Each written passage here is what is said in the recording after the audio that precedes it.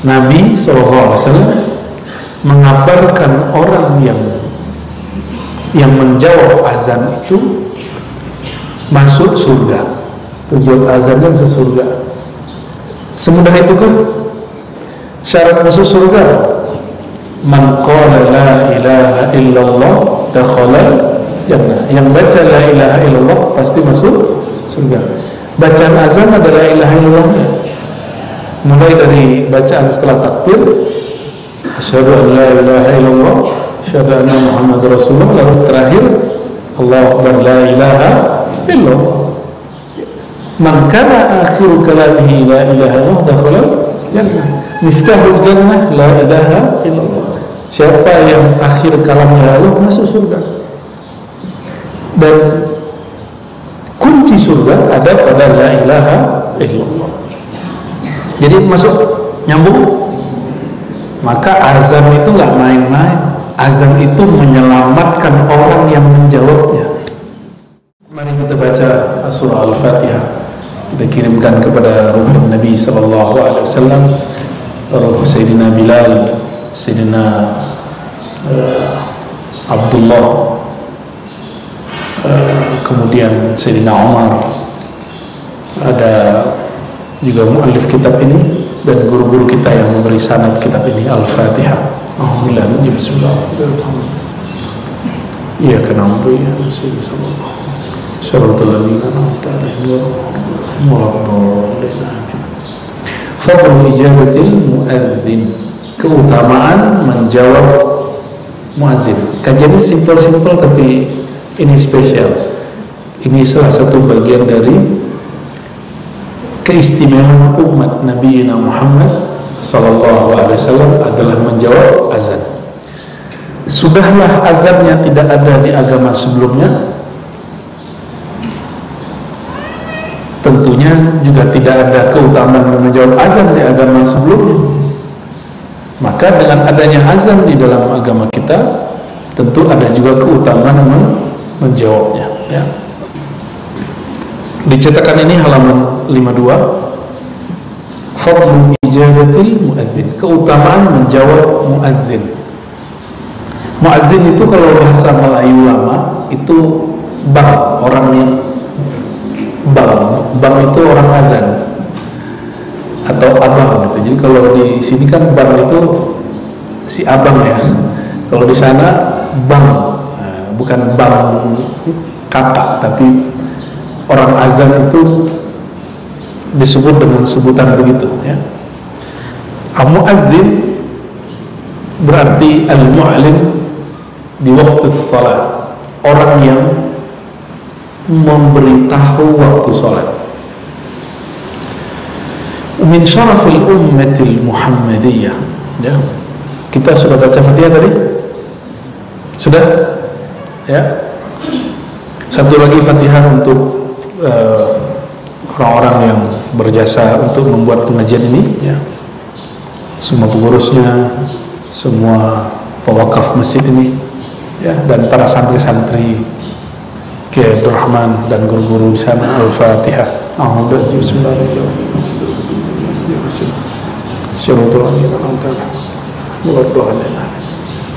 Wa min syarafil ummatil Muhammadiyah, di antara syaraf kemuliaan umat Nabi Muhammad sallallahu alaihi wasallam, fa min dzalika anna an-nabiy sallallahu alaihi wasallam basyarahu bil jannah. Nabi sallallahu alaihi wasallam mengabarkan orang yang menjawab azan itu masuk surga. Tujuan azannya masuk surga. Semudah itu kan syarat masuk surga. Man qala la ilaha illallah dakhala jannah. Yang baca la ilaha illallah pasti masuk surga. Bacaan azan adalah la ilaha illallahnya. Mulai dari bacaan setelah takbir, asyhadu an la ilaha illallah, asyhadu anna Muhammadar Rasulullah, lalu terakhir Allahu akbar la ilaha illallah. Man kana akhiru kalamihi la ilaha illallah dakhala jannah. Miftahul jannah la ilaha illallah. Siapa yang akhir kalamnya Allah masuk surga. Dan kunci surga ada pada la ilaha illallah. Jadi masuk, nyambung. Maka azan itu nggak main-main. Azan itu menyelamatkan orang yang menjawabnya. Bagaimana kalau dengerin rekaman di radio? Gimana tuh? Ya, iktikadkan karena jamnya masuk, menjawab. Ya. Kan di zaman Nabi nggak ada teknologi itu, jadi kita nggak tahu juga jawabannya dari Rasulullah Sallallahu Alaihi Wasallam. Yang penting ada azan, kita jawab. Mau dia rekaman atau tidak, karena di Uni Emirat Arab, di masjid-masjid besar itu azannya itu rekaman azannya Masjidil Haram yang ditaruh di situ. Jadi pas Jumatan saya mikir, suaranya kok kayak di Masjidil Haram. Ternyata itu rekamannya. Jadi ulama sana memperbolehkan azan dengan rekaman itu. Cuma yang afdal manusia beda. Jadi kalau yang azan itu yang bernyawa, itu tarikannya itu lebih dahsyat.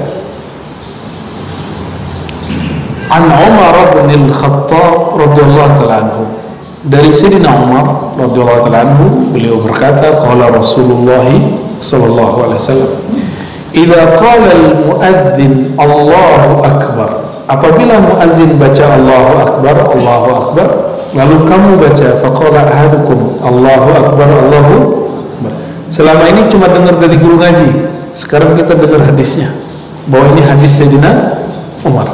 Jika kamu mendengar muazzin baca Allahu akbar, lalu kamu menjawab Allahu akbar, lalu muazzin baca asyhadu an la ilaha illallah, kamu jawab asyhadu an la ilaha illallah. Muazzin baca asyhadu anna Rasulullah, kamu jawab asyhadu anna Muhammadar Rasulullah. Muazzin baca hayya 'alas shalah, kamu jawab la haula wala quwwata illa billah. Begitu juga hayya 'alas shalah, la haula wala quwwata illa billah. Dan setelahnya Allahu akbar, jawab Allahu akbar, la ilaha illallah, jawab la ilaha illallah. Lalu disebutkan di ujung hadis, jika muazzin qala la ilaha illallah, lalu si yang mendengar menjawab la ilaha illallah min qalbihi, ini syaratnya, dia membaca diikut sertakan dari dalam qalbunya, dakhalal jannah, semudah itu masuk surga. Terus siapa yang bilang masuk surga sulit? Kurang pilih. Masa habis begini nggak ngerti? Ini habis Muslim. Maka saya mempertanyakan ustadz-ustadz, dai-dai yang mengatakan masuk surga itu sulit. Jangan-jangan dia nggak kenal Rasulullah Sallallahu Alaihi Wasallam. Ya. Katanya tulubul ilma, tuntutlah ilmu dari yang dari buaya sampai ke yang lain. Nah, itu bukan hadis. Tapi kenapa orang yang begitu udah 40 tahun bilang itu hadis? Nyuruh orang nuntut ilmu, dia nggak nuntut ilmu. Makanya Allah marah sama orang begitu. Kabura maqtan indallah. Allah maklum jika ada orang maksiat terus tobat, tapi Allah tidak maklum jika kita nyuruh orang sesuatu kita nggak melakukan. Ya, itu Allah murka. Nauzubillah min dzalik. Ya. Kalau orang salah dosa, Allah maklumi, karena manusia emang selalu berdosa. Tapi jika menyuruh sesuatu yang dia tidak lakukan, itu jadi masalah. Jadi mudah. Sulit nggak jawab azan? Ada yang bilang sulit? Saya sholatin. Ada yang bilang sulit nggak jawab azan? Yang ada males.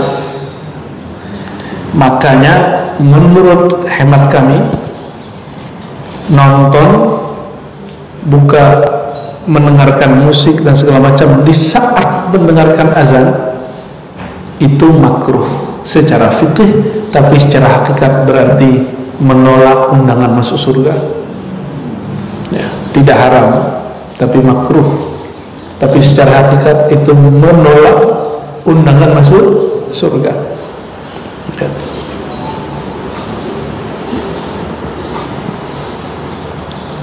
Namun guru saya mencontohkan sesuatu dulu, Dr. Aiman Syawwa. Beliau ini ahli Quran dan ahli Nahwu di Syam, di Damaskus.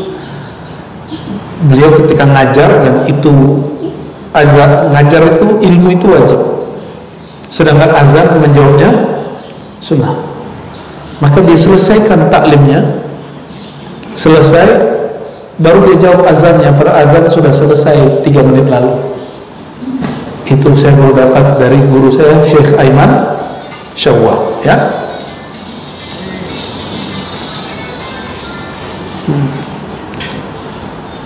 Wa fi riwayatin, dalam satu riwayat, an Abi Hurairah, dari Sayyidina Abi Hurairah, qala kunna ma'a Rasulillah sallallahu alaihi wasallam, kami pernah bersama Rasulullah sallallahu alaihi wasallam, faqama Bilal nadi, lalu Sayyidina Bilal memanggil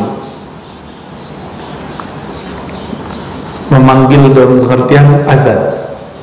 Maka azan itu salah satu sinonimnya adalah an-nida. An-nida. Falamma sakata, ketika dia diam, qala Rasulullah SAW, artinya ketika Bilal selesai azan, man qala mithla ma qala hadha yaqinan dakhala al-jannah. Siapa yang membaca apa yang dibaca oleh muazin, oleh Bilal itu yakin. Yakin itu di mana? Di kepala atau di kolbu? Di kolbu. Dakhala al-jannah, pasti masuk. Ya. Di riwayat kedua, falahul jannah, ya, maka dia masuk surga. Tapi syaratnya membaca apa yang mereka baca, kecuali hayya 'alas shalah dijawab dengan la haula wala quwwata illa billah. Maka jangan heran nanti ada orang selamat di Shiratal Mustaqim itu cuma karena dia jawab azan.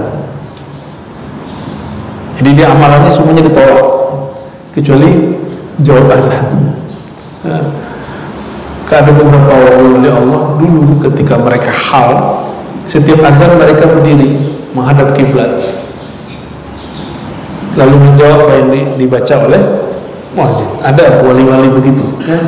Ada kekasih-kekasih Allah yang punya hal begitu. Yang kedua, kalau tadi masuk surga dan itu dijamin. Ini bukan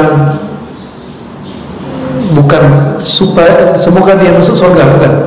Dijamin masuk surga. Wa min dzalika anna an-nabiy sallallahu alaihi wasallam basyara man ajaba al-mu'adhdhin bil maghfirah.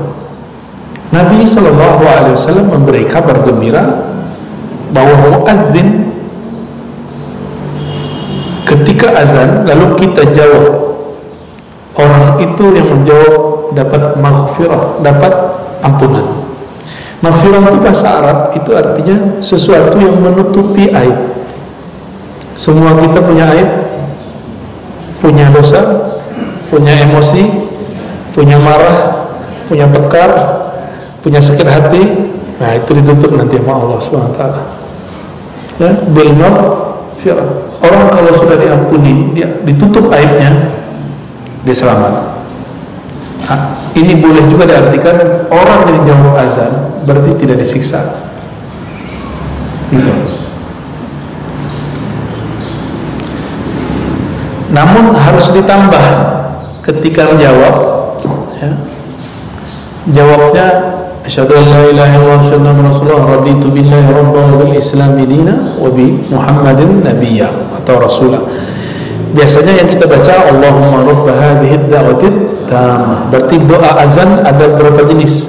Satu, baca syahadat asyhadu an la ilaha illallah wa asyhadu anna rasulullah raditu billahi rabban wa bil islami dinan wa bi sayyidina muhammadin nabiyya wa rasulah. Itu pertama. Dan faedah ketiga, nah nanti di faedah ketiga ini ada macam-macam doa. Basyarahu bisyafa'ati yaumal qiyamah. Orang yang menjawab azan, maka Rasulullah SAW kabarkan dia akan dapat syafaat. Syafaat itu bantuan yang Allah lipat gandakan, ya. Wa yanalu hadhihi syafa'ah idza ajaba al-mu'adzin wa shalla 'ala an-nabi wa yas'al lahu al-wasilah. Tapi syaratnya satu, dia meminta kepada Allah Ta'ala dengan bersolawat, lalu meminta bagi Rasulullah ada wasilah, dan itu ada di doa Allahumma rabba hadhihi ad-da'wati at-tammah was-salati al-qa'imah ati Muhammadan al-wasilata wal fadilah wa ba'athu maqaman mahmudan alladhi wa'adtah. Nah, tambahan belakangan itu bukan dari Nabi tapi dari ulama, innaka la tukhliful mi'ad, ya. Atau wasyarafata wad-darajatal marfu'ah, itu tambahan dari ulama. Idza sami'tum al-muadzin, kata Abdullah bin Amr bin Al-As, Nabi SAW bersabda, jika kamu mendengar muazzin, bacalah apa yang dia baca, summa sallu alayya, lalu salawatlah kepadaku. Fa innahu man shalla alayya sallallahu alaihi biha asyara, karena jika dia salawat Allah balas 10. Kalau Allah yang jawab, kira-kira gimana? Kalau kita diperhatikan oleh penguasa di bumi, senangnya bukan main, ya. Apalagi yang memperhatikan penguasa langit dan bumi, ya. Summa sallallahu lil wasilata fa innaha manzilatun fil jannah. Lalu mintakanlah kepada Allah agar aku dapat wasilah. Ini Nabi tawadhu. Wasilah itu manzilatun fil jannah, satu tempat di surga. La tanbaghi illa li'abdin min ibadillah. Tidaklah mendapatkan tempat manzilah itu kecuali seorang hamba Allah saja. Wa arju an akuna ana huwa. Aku berbohong semoga si hamba itu adalah aku. Kira-kira kalau Nabi berharap, Allah kasih nggak? Ya, dikasih nggak? Karena beliau mengatakan ana habibullah, aku kekasih Allah, apapun mau kekasih pasti dikasih. Tentunya karena Allah maha berkuasa, apapun dikasih. Cuma kalau bapak ibu ini punya kekasih, minta sesuatu belum tentu dikasih karena dia belum tentu sanggup, ya. Maka keinginannya yang masuk akal aja, ya. Wa arju an akuna ana huwa, aku berharap itulah tempatku. Tapi di hadis lain Nabi SAW mempertegas bahwa wasilah itu aku, ya. Bahkan disebutkan wa anzalani rabbi, Allah menempatkan aku bijanbi atau indahu, di sisinya. Itu tempat namanya al-wasilah. Jadi setiap kali ada hisab yang mentok, itu Nabi sujud di tempat itu. Jadi Nabi datang ke tempat itu lalu sujud. Setelah sujud Allah mengatakan isfa tusyaffa. Pernah nonton film-film Cina yang film kolosal, kalau dia ada hajat atau dimarahi lalu dia sujud duduk dengan bersimpuh selama 3 hari 3 malam gitu, ya. Jangan bayangkan ke Indonesia itu musim dingin itu imitasi apa yang dilakukan Rasulullah SAW nanti di alam sana, gitu. Itu imitasi yang pernah Rasulullah lakukan sebelumnya di Aras. Kenapa sholat yang tadi 50 jadi 5? Itu Nabi sujud berkali-kali naik ke sana, bukan karena Nabi Musa. Nabi Musa itu cuma skenario Allah membuat semacam ada kisah di situ. Emang aslinya 5. Mau dikasih ke kita itu 5 sama dengan 50. Tapi dibuatlah kisah bahwa Nabi SAW bertemu dengan Nabi Musa. Naik lagi. Ngapain Nabi naik? Nabi itu sujud di atas. Nanti untuk urusan sekarang Nabi itu sujud loh supaya meringankan syariat kita. Maka nanti di akhirat untuk meringankan beban kita semua, Nabi itu sujud berkali-kali, ya. Nggak ada tuh Nabi mikirin pengen dapat apa gitu. Kalau kita sujud kan pengen dunia.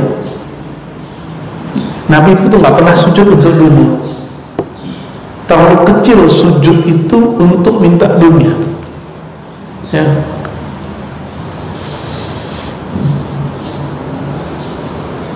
Faman sa'ala lil wasilata, siapa yang memintakan agar aku mendapatkan wasilah itu, halat lahu syafa'ah, pasti dia dapat syafaat. Disinilah saya baru paham, Nabi itu memang sahibul wasilah, yang ada di wasilah itu.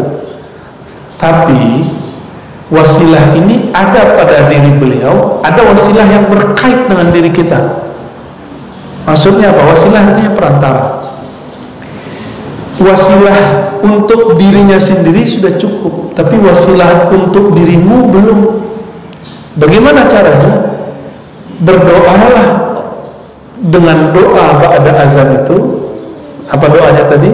Ati Muhammadan al-wasilata wal fadilah. Ya Allah, berikanlah Sayyidina Muhammad wasilah itu. Setiap kali orang berdoa begitu, nah hati-hati, jangan salah faham, salah adab. Bukan karena doa antum Rasulullah itu dapat wasilah. Rasulullah sudah diwasilah itu. Namun supaya saya dapat syafaat berkat wasilah itu, maka berdoalah. Maka salah satu orang yang disebut namanya nanti di tempat wasilah itu adalah siapa yang berdoa dengan doa ini. Jadi doa ini bukan sembarangan ya. Ini doa mahar di sana. Itu doa investasi keselamatan di akhirat. Masih mau main-main dengan doa ba'da azan? Ya. Allahumma rabb hadhihi ad-da'wati at-tammah was-salatil qa'imah ati Muhammadan al-wasilata wal fadilah wab'athu maqaman mahmudan alladhi wa'adtah. Sampai situ cukup. Mau ditambah boleh. Orang yang baca ini dan dia mengatakan, ya Allah, berikan Nabi Muhammad wasilah itu dan keutamaan, langsung dia dicatat namanya di manzilah itu. Itu maksudnya. Beliaunya sudah sahibul wasilah, tapi kita sudah dapat belum? Sama dengan orang nanya, kenapa puasa hari Senin? Itu puasa hari lahir Nabi. Tapi hari lahirmu puasa nggak? Itu maksudnya. Ya. Nabi sudah sahibul wasilah, tapi kamu sudah dapat akses.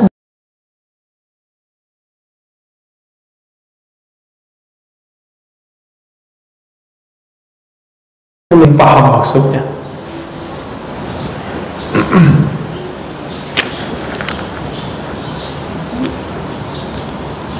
Kalau di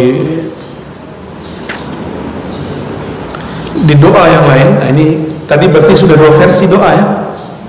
Pertama, sallallahu alaihi wasallam, raditu billahi rabban wal islam madina wa bi Muhammadin rasulah, nabi wa rasulah.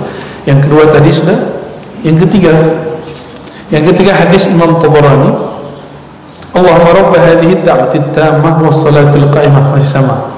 Allahumma salli ala Muhammadin wa atihi su'lahu yawmal qiyamah.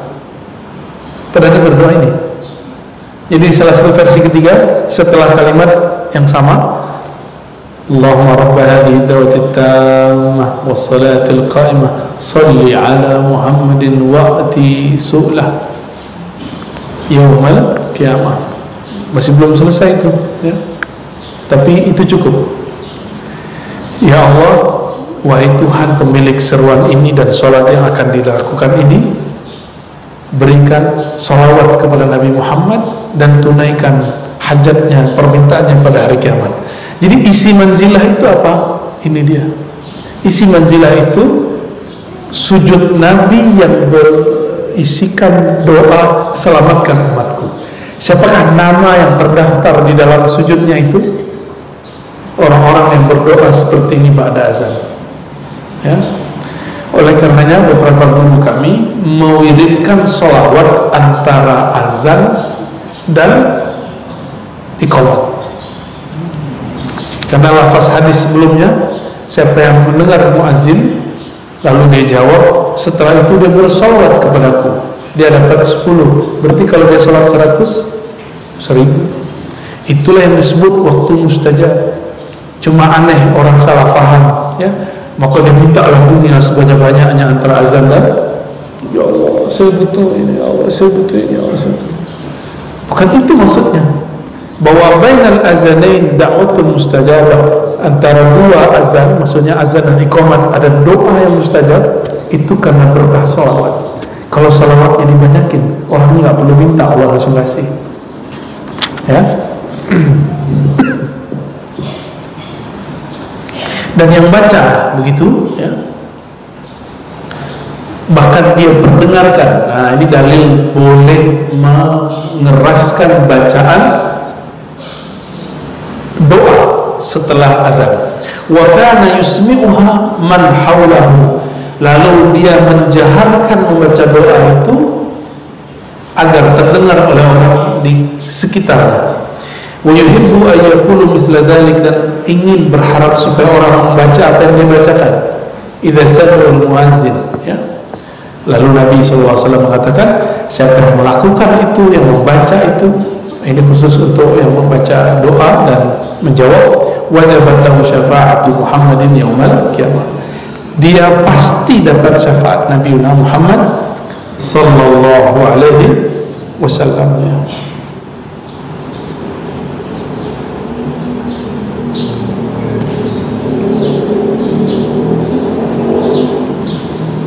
Lalu di paragraf nomor 2 sebelum terakhir, ya, sebelum halaman ini selesai, belum terakhir. Qad basyara nabiyyuna Muhammad SAW man ajaba al-mu'adzina bi anna da'watahu mustajabah. Ini nyambung dengan tadi.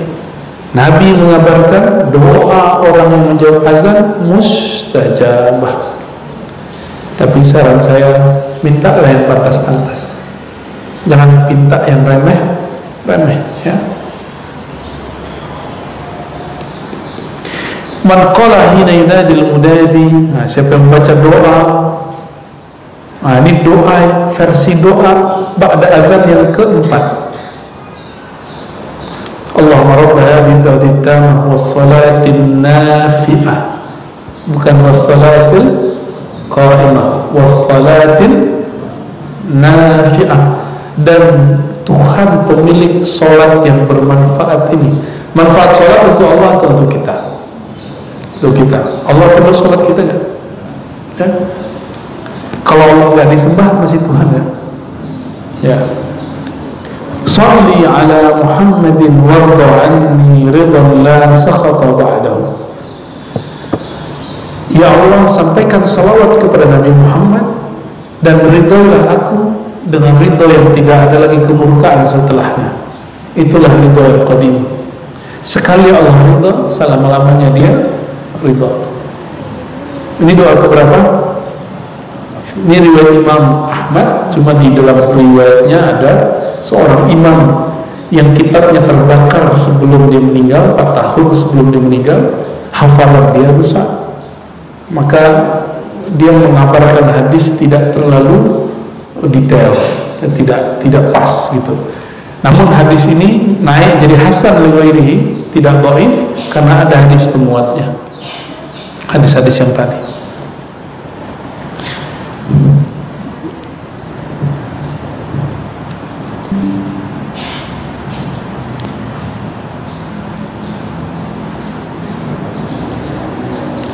Satu kali Abdullah bin Umar datang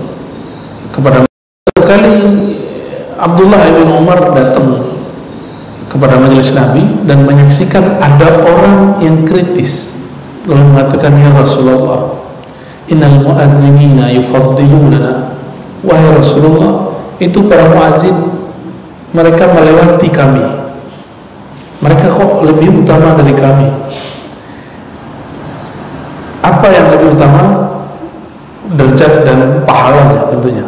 Apa kata Nabi? Kun kama yaqulun. Kalau kamu memang suaranya cempreng gitu ya, suaranya nggak pas azan, terus nggak dapat izin juga untuk azan, kun, bacalah apa yang mereka baca.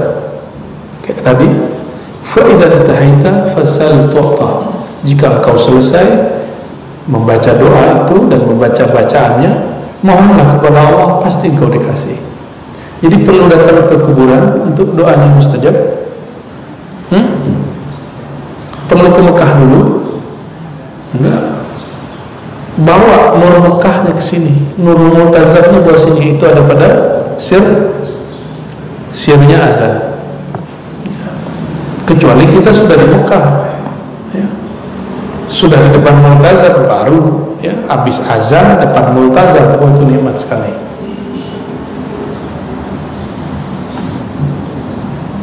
Jadi perlu nunggu datang ke kiai,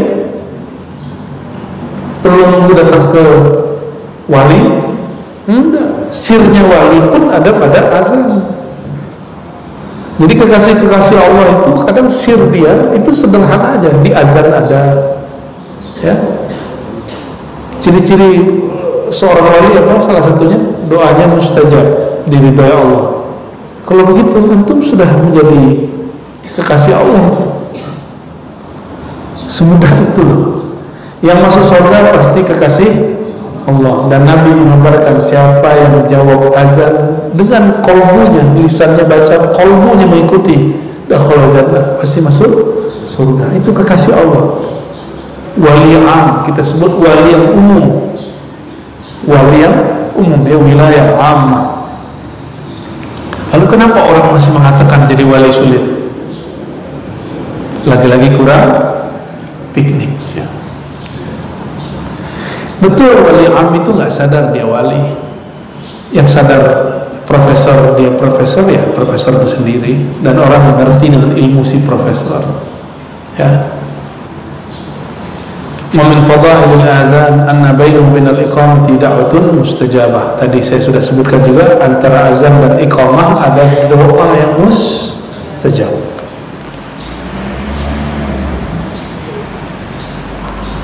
Sa'atan, kata Sahal bin Sa'ad, Nabi SAW bersabda, sa'atan, dua waktu, la turaddu ala da'in da'watuh, doa seseorang tidaklah ditolak.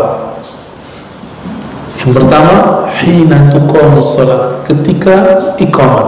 Iqamatnya salat, maksudnya dari azan sampai iqamat itu disebut hina. Waktu dari azan sampai iqamat disebut hina tuqamus shalah.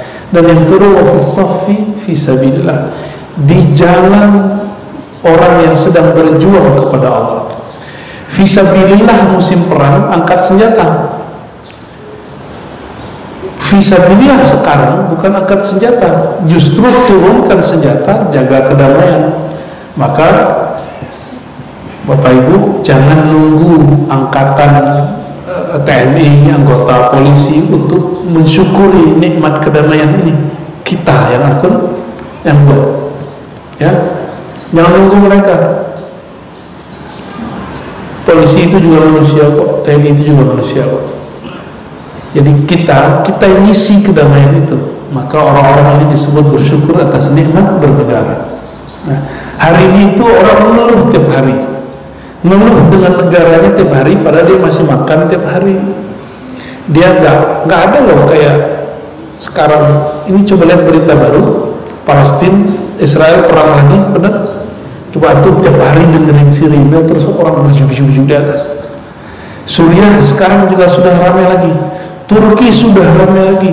Nggak ada yang beres tuh nanti Timur Tengah tuh. Katanya Turki negaranya aman, sekarang udah mulai. Ada orang masuk untuk provokasi kelompok Kurdi, sekarang lagi ramai. Kelompok Kurdi menyerang Turki.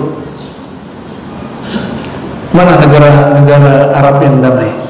Cuma Arab Saudi. Itu karena berkah ada Mekah, Madinah. Tapi nanti jika terjadi konflik besar internal kerajaan, kita nggak tahu apa yang terjadi. Coba perhatikan, Indonesia ini negara demokrasi. Jadi kalau orang tengkar, yang tengkar partai politik dan bohir-bohir, benar nggak? Ya, yang backup dia. Kalau di Saudi, yang kaya-kaya itu keluarga kerajaan. Yang bertarung di pemerintahan itu semuanya keluarga kerajaan. Maka saudara bunuh saudara, paman bunuh saudara, paman bunuh ponakan, ponakan hantam. Begitulah terus. Apakah itu Islami? Tidak. Ya, jadi kita nggak perlu mensesali, terlalu sedih gitu, biasa aja. Antum mau bikin khilafah tapi jangan rusuh, bisa nggak? Karena Imam Mahdi itu nanti mendirikan khilafah itu nggak akan membawa kerusuhan. Sekarang orang mau bikin khilafah, gimana dia mau ngomong khilafah? Dia aja sudah nggak mensyukuri apa yang ada. Nanti saya yakin orang-orang begitu ketemu Mahdi, dia bilang, masa ente Mahdi? Lelet. Ya. Mahdi kok lelet gitu. Kalau Mahdi sakti dong, cepat dong berjuang. Mereka punya gitu. Seandainya mereka itu hidup di zaman Rasulullah lalu melihat Rasulullah mengalah waktu perang Hudaybiyah, bukan perang Hudaybiyah ya, perjanjian Hudaybiyah, pasti mereka bilang, Muhammad kamu lelet, masa kamu Rasul. Untungnya yang ngomong begitu Sayyidina Umar diselamatkan oleh Allah. Tapi kalau orang-orang yang hari ini tidak bersyukur itu, yang ngeluh tiap hari itu, pasti mementarin Rasulullah SAW ya. Maka ketika ada orang bilang kritikus berinisial R ini utusan Allah, utusan palamu, kita jawab gitu ya, sembarangan ya. Itu orang yang tidak mensyukuri nikmat bernegara. Dia bisa bicara bebas, menghujat sana sini, mengkritisi orang sana sini, itu karena kebebasan di sini. Coba dia tinggal di negeri jiran, coba tinggal di Singapura, di Malaysia, di Brunei, sekarang ngomong turun hilang dia. Nggak mensyukuri nikmat kebebasan ngomong. Nah kok nikmat ini juga nggak disyukuri ustadz yang bebas berdakwah kemana-mana hari ini.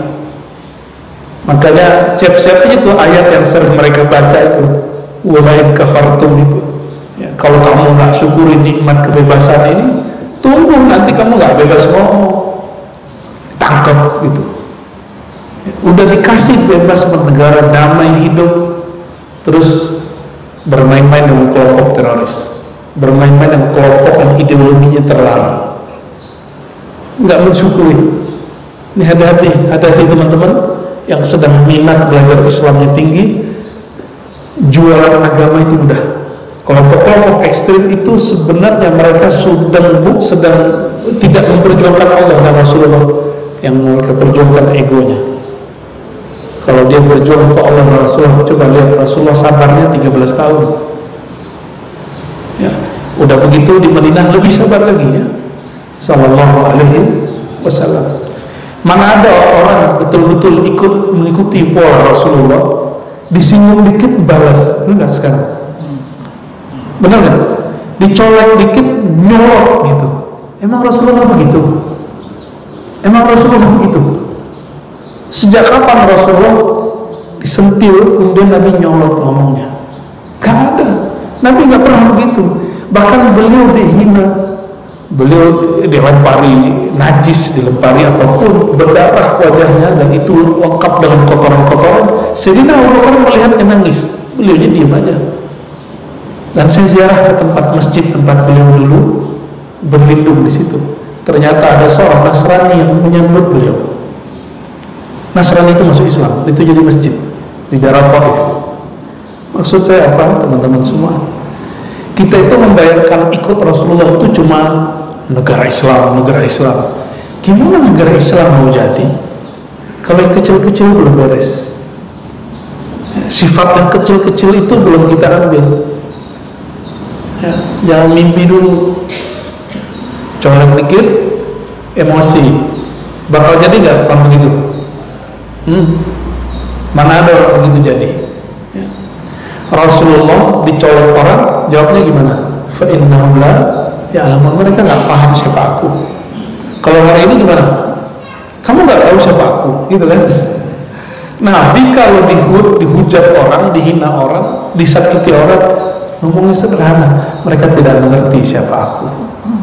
Kalau sekarang, lu nggak kenal gua, gitu kan? Ya. Saya ini punya nasab ke Kiai Fulan, Habib Fulan. Kamu nggak takut kualat? Ternyata dia panitia kualat. Jadi orang kualat itu ada daftarnya sama dia. Dan saya sedih kok begitu ada pada orang beragama mau mengambil sunnah Nabi. Sunnah Nabi itu bukan sekedar berpakaian, bukan sekedar bernegara. Mulai dari kecil ambil akhlaknya Nabi Sallallahu Alaihi Wasallam. Coba mulai dari hari ini, disakiti orang lalu katakan di hati, mungkin mereka tidak ngerti aku ini bermaksud baik. Bisa nggak gitu? Ya, mulai hari ini kita praktek ya. Mulai dari rumah tangga sendiri.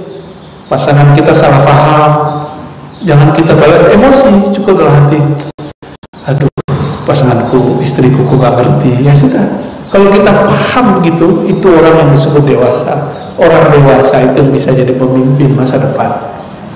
Nah, Rasulullah itu kenapa umurnya pendek? Umurnya pendek secara fisik, tapi secara nur sampai hari ini masih bekerja nurnya. Sallallahu alaihi wasallam. Ya, bisa mempraktekin itu hari ini. Ya, nanti senggol orang, keselip orang, nggak muncrat gitu ya. Allahumma sholli ala sayyidina Muhammad.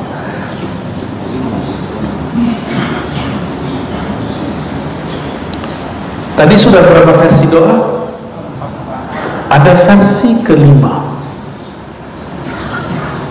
Nabi SAW dalam riwayat Imam Hakim dengan syarat yang bagus mengatakan idza nadal munadi, wah ini dibuka asrarnya, jika muazzin azan,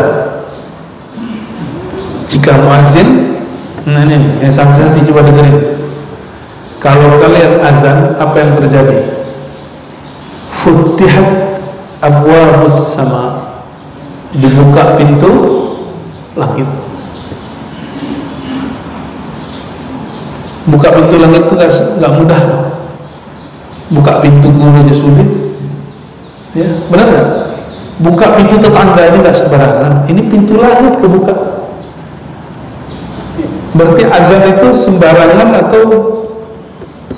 Dan ajaibnya bumi ini, terutama Indonesia ini berapa jam? 3 jam berturut-turut itu nggak pernah berhenti azan. Kenapa? Mulai dari Papua sampai ujung Aceh itu orang nggak berhenti itu per detik. Allah. Maka doa orang di Indonesia dalam 3 jam itu pintu dibuka semua. Antum jadi tahu kenapa negeri ini masih aman-aman aja. Walaupun di luar sana atau secara global kita ini goyang-goyang juga, tapi ya cobalah piknik keluar, rasakan antum hidup di luar itu gimana.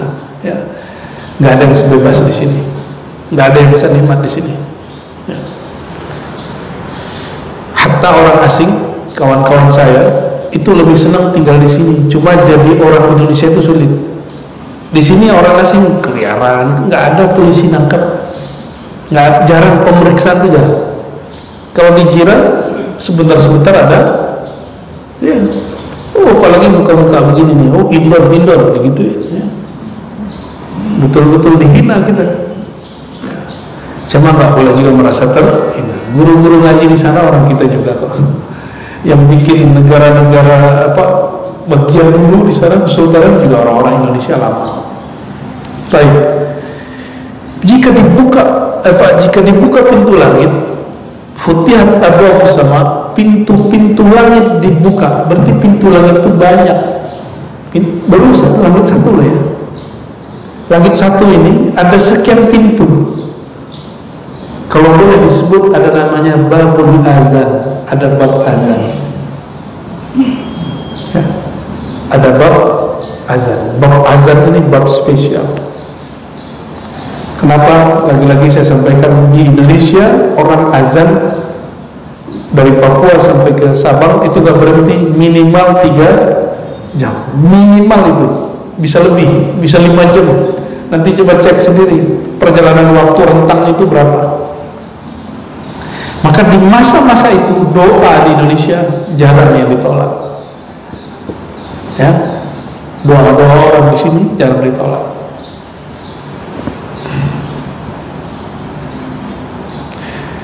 Nggak usah dibayangkan antum hidup di barat, ya.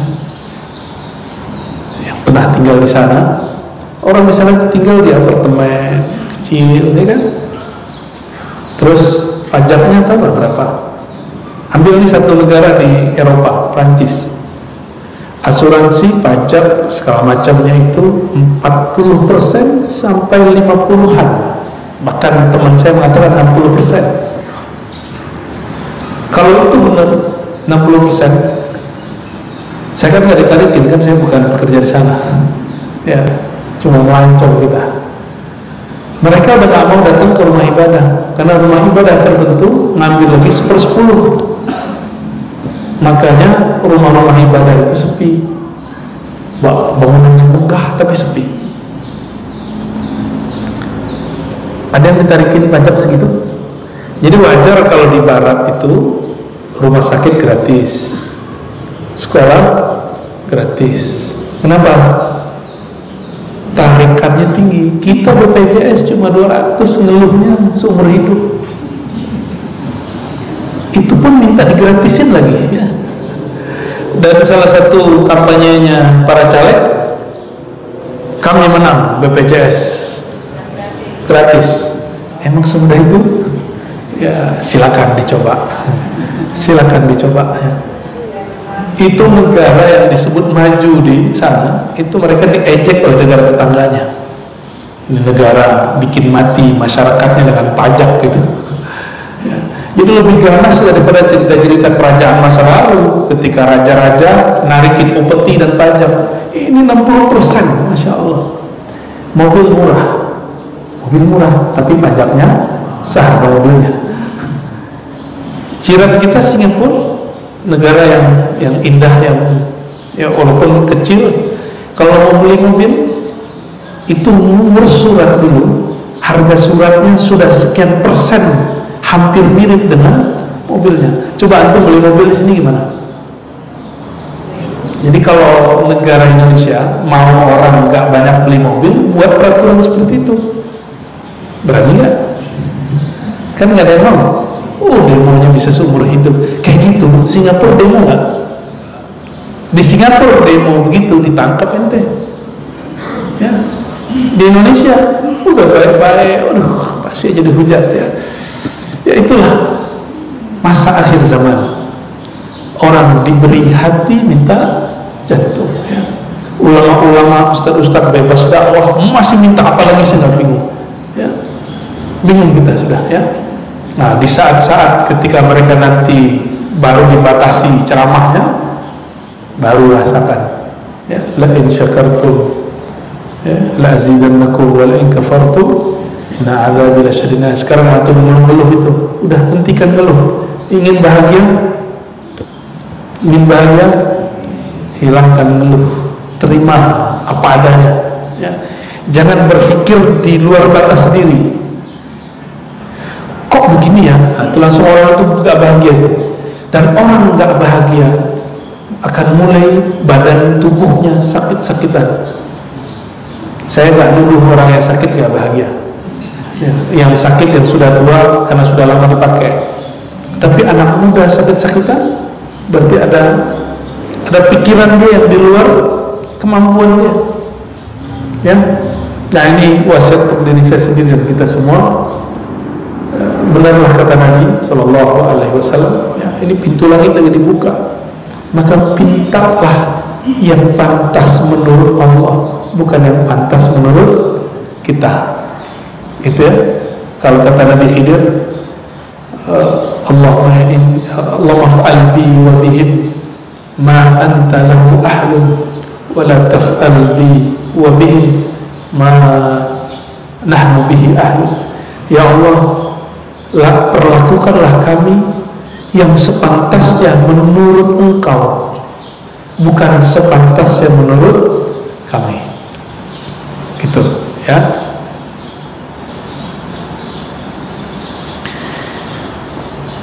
Di saat pintu langit dibuka, ustujibat doa, maka doa pasti dijawab. Gak usah sebut pekerjaannya, sebut saja umum, ya Allah, ridhoi kami dalam rezekimu. Udah gitu aja ya. Jadikan kami hamba yang bersyukur. Orang bersyukur biasanya karena diberi rezeki, bukan? Maka doa favorit kita ketika mau zikir, salah satu kami, dan kami jadikan itu sebagai zikir riayat, Allahumma inna ala zikrika wa syukrika wa husni ibadatik. Ya Allah, bantu kami dengan Engkau. Yang kedua, bantu kami mensyukuri nikmat Engkau. Mensyukuri nikmat pasti asbabnya karena ada nikmat. Ini cara Nabi nggak norak minta rezeki. Kalau kita minta rezeki gimana? ya Allah saya perlu duit, ya Allah saya perlu rumah, ya Allah saya perlu. Kita nyebut, dan itu norak orang kurang etika sebenarnya kepada Allah. Walaupun boleh, kalau saya nyebut itu doa orang Badui, itu doa Arab Badui. Jika orangnya berkelas seperti Rasulullah berkelas, apa doa beliau? Bantu kami mensyukurimu. Maksudnya bantu kami mendapatkan nikmatmu, bantu kami dalam urusan rezeki, bantu kami dalam urusan mencari nafkah. Tapi kan malu nyebut-nyebut begitu.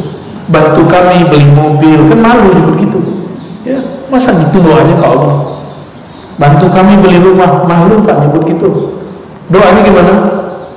Inna ala zikrika wa syukrika, ya Allah bantu kami untuk mensyukurimu, dan cara si hamba bersyukur pasti asbabnya diberi. Itu cara minta paling elegan yang saya tahu.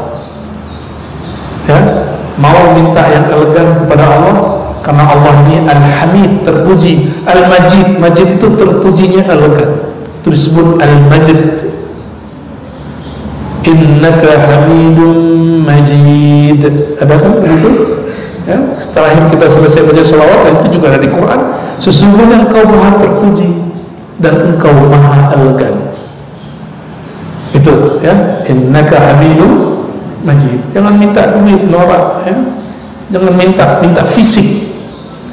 Minta itu yang membuat hubungan kita dengannya tambah oke. Fisiknya nambah, materinya nambah, yang di sini juga tambah kuat. Ya. Maka di ujung wa husni ibadatik. Jangan minta panjang umur, karena banyak yang panjang umur udah gak bisa jalan. Yang panjang umur rentah sakit-sakitan, malah nyusahin orang. Minta husni ibadatik, ibadah yang bagus. Maka Nabi SAW mengatakan, sebaik-baik kamu mantala umurhu wa hasuna amalu. Sebaik-baik kamu yang panjang umurnya dan bagus amal ibadahnya. Gitu ya. Jadi kalau politisi ini tahu rahasia ini, mereka nggak perlu datang-datang ke dukun, ya kan? Cuma biasanya kurang yakin.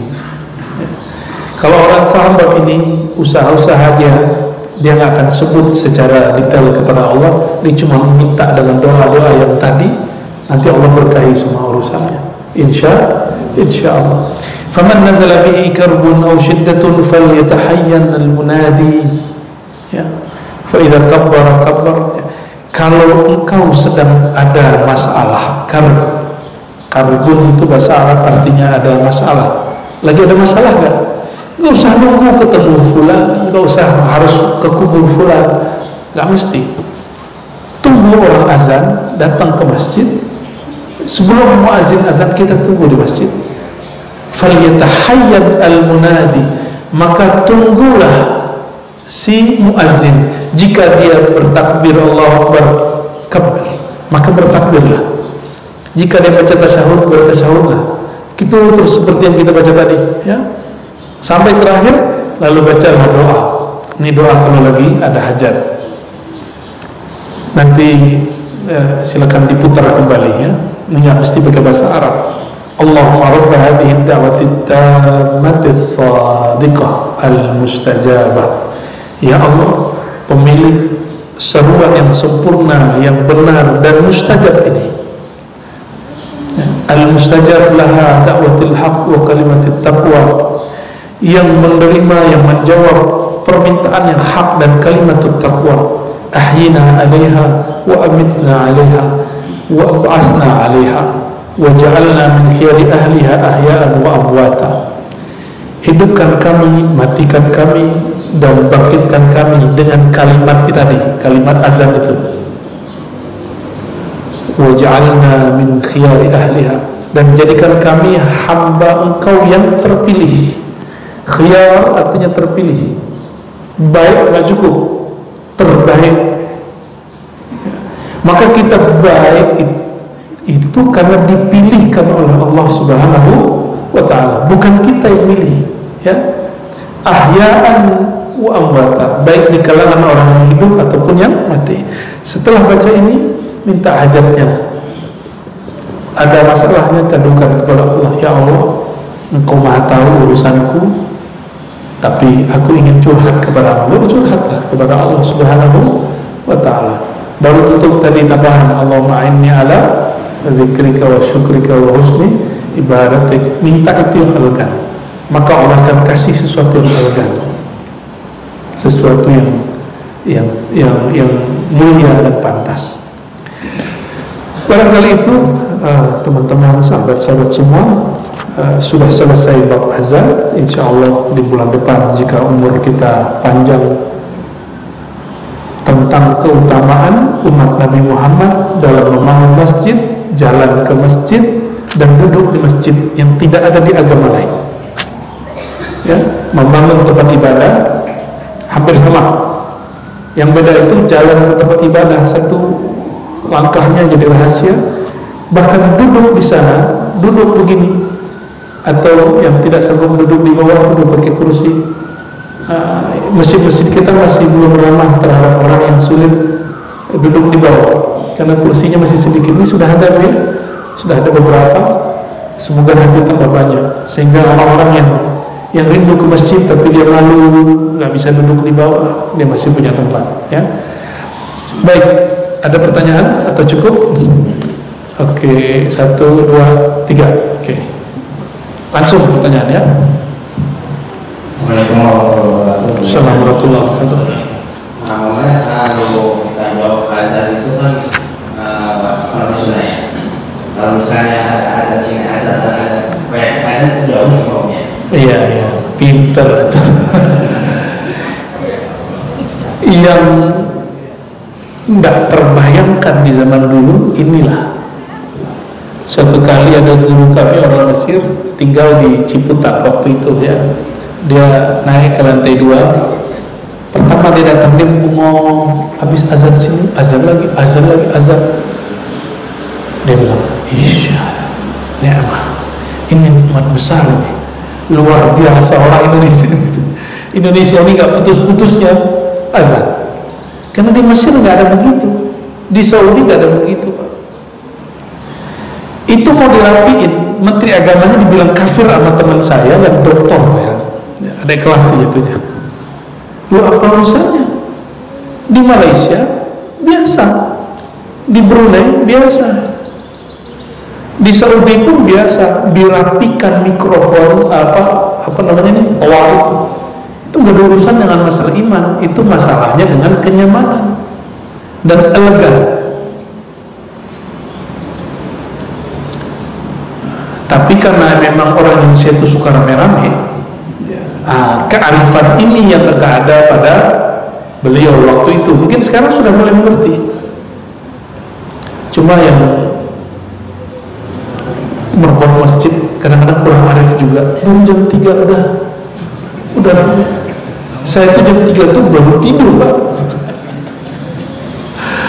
Jam 2:30 tuh baru gitu. Subuh udah bangun lagi. Itu kita baru as-salah, aduh ya salah. Tapi itu nikmatnya tinggal di Jakarta deh. Sampai semua ke Bogor begitu semua. Kalau di Bogor itu kan saut-sautannya suaranya enak, karena agak bisa ada jaraknya. Tapi kalau di gang Jakarta itu beda banget. Terpaksa bangun. Entah nikmat entah ujiannya. Gimana kalau itu terjadi? Antum kalau mau dapat rahasia semuanya jawab aja semua. Tapi cukup satu yang terdekat. Atau kita telat nih, kita lagi jalan, baru nyampe di rumah, masih ada satu azan lagi. Masih ada kesempatan jawab azan, ya. Jangan cuma jawab doang, datang ke masjid dong, ya. Masa jawab doang, ya. Masjidnya kosong, tapi yang jawab banyak.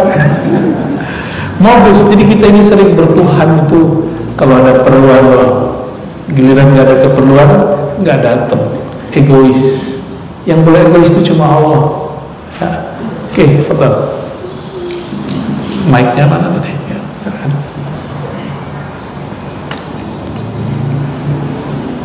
Ya, boleh mau bertanya kalau ada azan nanti kalau itu harus semua. Nah sekarang bagaimana kalau kita misalnya di perjalanan dengan azan cuma sepenggalannya, harus jawab full atau bagaimana, atau adakah kekhususan ketika kita dengar azan harus diam atau bagaimana gitu Bu ya? Kalau saya azan sendiri di mobil. Ya, atau kalau lagi ramai kita baca Allahu Akbar, asyhadu an la ilaha illallah. Itu mesti itu mobilnya seneng gitu. Antum kira mobil itu nggak punya ruh? Ada ruhnya. Semua benda ini ada ruhnya. Cuma ada yang ruhnya kursi itu kita, ada ruhnya hayawannya, ada yang jabat. Mereka ruhnya ruh jamat namanya. Ruh yang tidak bergerak dan bertasbih kepada Allah Subhanahu wa ta'ala. Ya. Jadi kendaraan kita itu juga senang. Ya. Ya. Jadi kalau saya jangan berhenti, malah macet, itu konyol. Jangankan azan, sholat aja mulai dipendek kalau lagi safar. Ya, maka kita biasanya dengerin azan di radio, lalu kita ikut membaca. Ya. Jadi banyak cara, nggak mesti berhenti ya. Nanti berhenti gara-gara ta'lim aneh, itu tol macet semua nanti. Ya. Allahumma sholli ala Muhammad. Terakhir ada ibu, ibu dulu ya, masih ada lagi ya, ibu berdua dulu ya.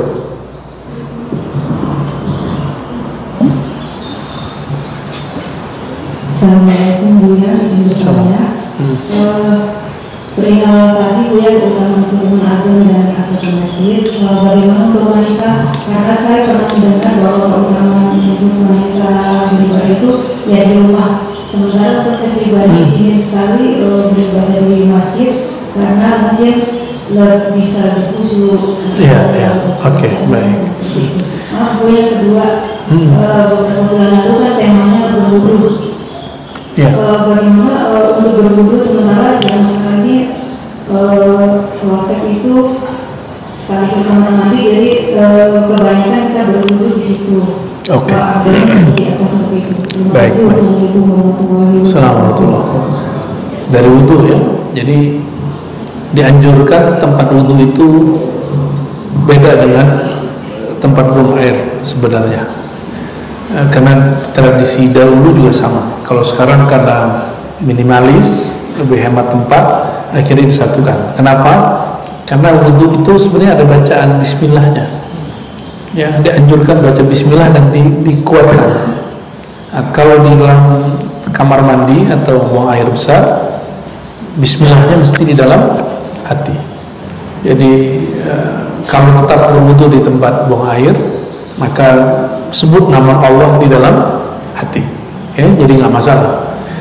Dan yang pertama tadi tentang apa tadi?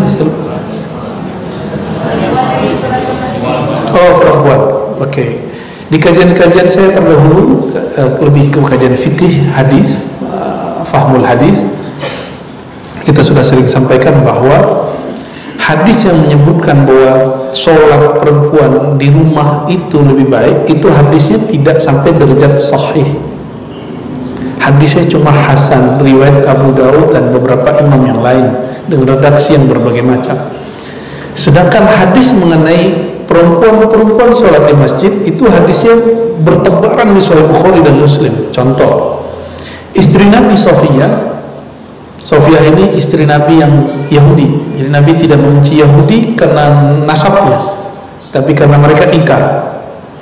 Kalau nggak ingkar nggak ada masalah. Orang-orang Yahudi pun heran dengan Nabi kok bisa nikah dengan orang Yahudi. Nah, istri Yahudinya ini diajak sholat ke masjid. Yang pernah ke Israel, ada yang pernah ke Israel? Di Israel itu dipisahkan antara laki dan perempuan. Perempuan nggak boleh ke akses yang tempat sucinya, itu nggak boleh. Jadi sesaklek itu orang-orang Yahudi. Apa kita mau mengulangi sakleknya Yahudi itu di umat Islam? Jangan-jangan antum yang ikut Yahudi? bukan kami yang pakai tasbih ini yang ikut Yahudi, ya kan? Jadi kita malah sering meniru amalan Yahudi, tapi kita tuduh orang lain. Ya. Saya cari-cari orang Yahudi pakai tasbih, nggak ada. Padahal si ustadz yang nuduh-nuduh kita ikut Yahudi pakai tasbih, ya, lalu melawan perempuan ke masjid. Apa kata dia di buku dia, buku tentang zikir pagi sore, pakai tasbih itu meniru Yahudi. Nauzubillah min dzalik. Nah, kembali ke situ, perempuan dalam ajaran Islam punya hak setara di masjid sama dengan laki-laki. Nah, untuk sholat ibadah ya, yang nggak boleh azan, imam nggak boleh. Ya. Ada yang mau jadi muazin?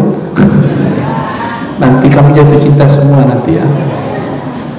Terus dalilnya apalagi itu tadi, Sayyidatina Sofia diajak Nabi subuh. Bayangkan subuh, ketika keluar dari masjid, Nabi bawa seorang perempuan. Ada sahabat ngototin, Nabi bawa istri baru mana lagi nih gitu. Jadi sahabat tuh kepo aja, Nabi itu punya istri baru mana lagi gitu. Akhirnya Nabi ngomong, hei sahabatku, ini istriku Sofia. Langsung mereka bilang, maaf Rasulullah, kami tidak ada maksud. Apa jawaban Nabi? Engkau tidak ada maksud, tapi siapa tahu syaitan yang mengalir di darahmu, di matamu, itu nanti menggodamu. Inna syaitan yajri majrad dam. Itu sahabat Nabi antisipasi supaya tidak was-was kepada Nabi Muhammad SAW. Apalagi murid kepada guru, sahabat ke Nabi aja bisa was-was ya. Ya, maka Anda maklumilah kalau antum was-was. Ya, kepikiran negatif terhadap guru gitu. Coba-coba istighfar ya. Coba-coba istighfar. Lalu dari mana lagi? Ada sebuah riwayat di Bukhari, la tamna'u ima Allah masajidah. Jangan larang hamba Allah yang perempuan pergi ke masjid. Itu hadis sahih semua. Kenapa hadis begini yang nggak diperhatiin? Kok dipakai hadis? Giliran pengajian kok hadir juga di masjid. Giliran sholat kok lebih utama di mending pengajian di rumah aja dulu ya. Kalau konsisten pakai hadis tadi, ibu nggak usah ngaji sekarang di sini. Kasih ketahui kepada orang yang larang ibu ke masjid itu ya. Ya. Kalau gitu Ustaz, kami sama-sama pulang dulu ya gitu. Ustaz yang bilang sebaiknya ibu-ibu ini ibadah di rumah. Ngaji itu ibadah bukan? Ibadah ya. Oke, masih ada lagi? Oh, satu lagi lah ya, saya ada janji di sini. Ya. Coba ibu tulis sembari ini. Silakan Mas. Assalamualaikum warahmatullahi wabarakatuh. Assalamualaikum. Dunia jalan waktu kami kecil, orang tua kami mengajarkan pada saat doa sehingga dapat asyhadu anna Muhammadar Rasulullah.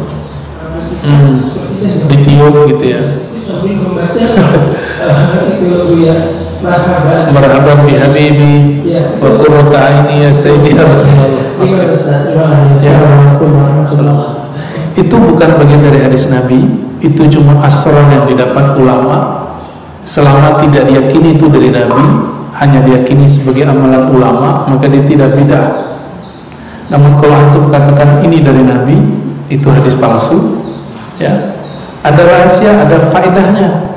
Ya, tergantung keyakinan itu.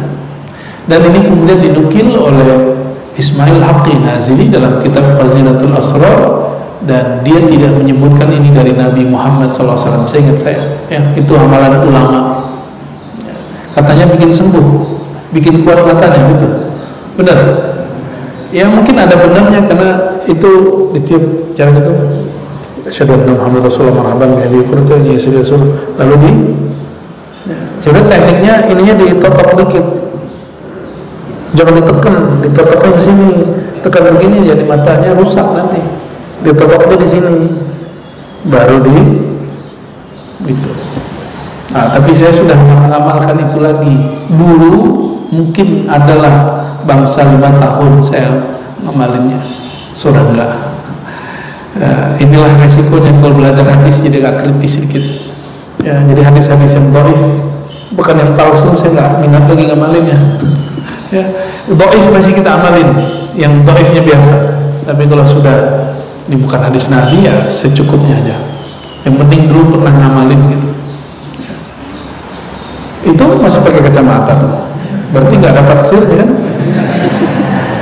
Jangan-jangan ditekan matanya, bukan ditotok. Allahumma sholli ala Muhammad. Jadi jangan berharap dengan bacaan itu kemudian kita nggak pakai kacamata. Nggak, nanti antum jadi syak. Ya, wah bacaan begini nggak sakti nih, masa aneh masih pakai kacamata? Kan taruh itu begitu nanti. Nggak, baca aja. Karena ada orang mengatakan bacalah Quran nanti kamu matanya sehat. Emang kalau nggak sehat terus antum nggak mau baca Quran? Hah? Gitu? Emang kalau matanya nggak sembuh nggak mau lagi baca Quran? Kamu baca Quran untuk nyehatin mata. Itu orang awal, orang yang kenal Allah baca Quran, baca wirid bukan lagi untuk matanya terang, bukan lagi untuk nyehatin badan, tapi untuk nyehatin rohani ya. Oke, apa pertanyaannya tadi? Sama. Serius? Jangan-jangan karena tahu Anda mau berangkat. Baik, sahabat-sahabat, saudara-saudari kemuliaan Allah, semoga kajian ini ringan, tapi justru yang ringan ini orang udah mau bahas, orang gengsi bahasnya. Ternyata Sayyid Muhammad Alawi Al-Maliki qaddasallahu sirrahu mengerti bahwa hal-hal yang dianggap remeh itu ternyata banyak asrarnya. Semoga dengan hal itu kita tambah memaknai menjadi umat Nabi Muhammad sallallahu alaihi wasallam. Semoga Allah meridai kita semua. Doa masing-masing dalam hati ya, Rabbana atina fid dunya hasanah wa fil akhirati hasanah wa qina adzabannar waj'alna mimman syakara bi khususiyati Sayyidina Muhammad SAW. Ya Allah, jadikan kami orang yang menyadari keistimewaan baginda Nabi Muhammad SAW dan mensyukurinya dan mengamalkannya. Amin ya rabbal alamin. Wa sallallahu ala sayyidina Muhammad subhanakallahumma wa bihamdika asyhadu an la ilaha